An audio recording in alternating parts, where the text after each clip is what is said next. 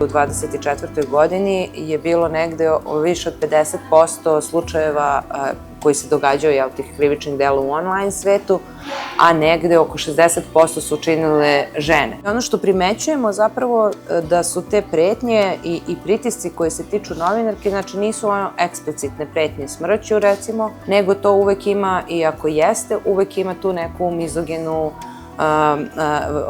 komponentu. To, kako kažem, kad se zapošljavate kao novinar ili novinarka, nigde vam u opisu radnog mesta ne stoji da ćete biti maltretirani zbog toga što to radite. Novinar kod nas, po našem krivičnom zakoniku, uživa isti nivo zaštite kao predsednik, kao tužilac, kao sudija, kao ministar, znači veći stepen zaštite uživaju oni isto koji se bave poslom od javnog interesa, odnosno informišu javnost u javnom interesu. Jedan od indikatora Saveta Evrope je, na primer, koliko često i konzistentno nosioci javnih funkcija osuđuju napade na novinare. A kod nas se dešava da su zapravo ti političari, nosioci javnih funkcija, oni koji napadaju novinare.